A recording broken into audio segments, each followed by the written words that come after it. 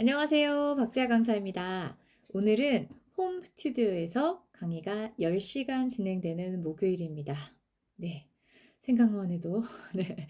자, 오전에 4시간 그리고 오후 4시간은 커리어 점프업이라는 주제로 함께 할 거고요. 저녁 2시간은 겟더타운 웹 제작 특강이 있습니다. 오늘 하루도 열심히 즐겁게 소통하고 오겠습니다. 안녕.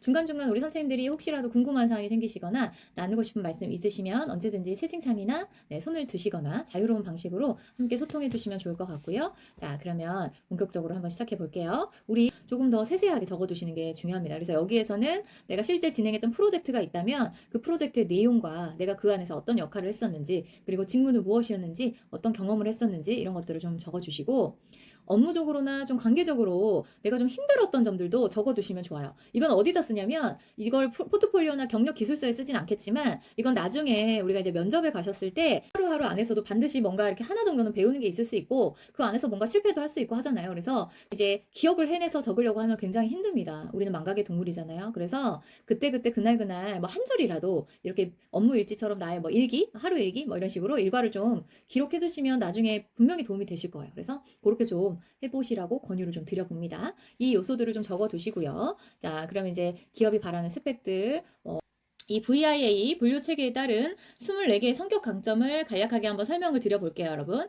먼저 덕목으로는 첫 번째, 응대를 하시는 일이랄지 뭔가 사람을 상대하는 업무에 이렇게 굉장히 적합하다 이렇게 보실 수 있을 것 같아요. 그리고 세 번째는 이제 이 덕목인데요. 마침 할 만한 어떤 예화나 에피소드 같은 것들을 한 개 정도 설명하고요. 다시 A-로 가겠죠. 그래서 이것을 다시 강조해서 마무리하시면 되는데 예시를 한번 가져와 봤어요. 예를 들어서 네, 안녕하세요. 저는 VIA 분류 체계에 의한 강점 관리 말고도 여러 가지 다양한 강점들을 제가 적어왔어요. 여러분 이걸 보시고 아 그래 나에게는 저런 강점도 있지 저런 면도 있어 하면서 이 중에 일단 여러분에게 해당하는 강점들을 한번 모조리 한번 적어보시기 바랍니다. 여러분에게 해당하는 것. 하시기 위해서는 여기에는 반드시 항상 근거나 사례나 데이터가 있어야 된다. 이 부분을 잊지 않으셨으면 좋겠어요. 그리고 그 이후에 세 번째 A, B, A-에서 들어가는 업무에는 어떻게 이걸 적용할 수 있을지에 대한 내용까지도 여러분이 미리미리 좀 준비하시면 도움이 될 것 같습니다. 자, 네, 벤자민 1단계.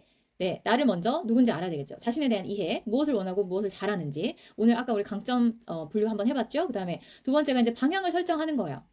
이 방향 설정 같은 경우에는 수많은 검사들이 있죠. 뭐 직업 선호도 검사부터 해서 요즘 많이 하는 MBTI부터 해서 뭐 디스크도 있고 여러 가지 검사가 있는데 뭐 그러한 검사지를 활용해 보는 것도 좋고 정보 수집 또 아르바이트를 해서 직접 그 어떤 직무를 경험해 본다거나 나름대로 이 분야에서 많은 경력을 가지고 있어요. 그런데 면접만 보면 떨어져요. 저는 왜 그런 거죠? 뭐가 문제죠? 이렇게 이제 말씀들을 많이 하세요.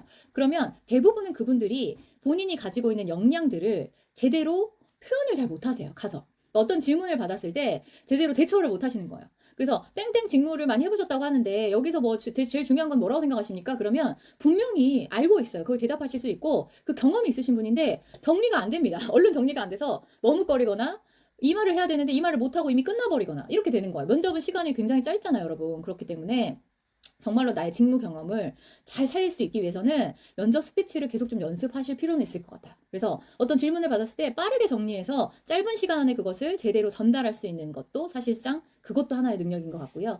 대인관계에 있어서 갈등이 생겼을 때 어떻게 그걸 헤쳐나갔는지에 대해서 말해줄 수 있어야 되는 것이고 그 이야기를 듣고 싶은 거예요. 그래서 여러분이 면접관이 나에게 뭔가 내가 한 말에서 추가 질문을 한다? 그건 이제 기회라고 보셔야 돼요. 그게 정말 나에게 위기가 아니고 기회가 되기 위해서는 첫 번째로 솔직해야 되고 사실이어야 되고 두 번째로는 그 질문에 대한 답변까지 미리 준비가 되어 있어야 돼요.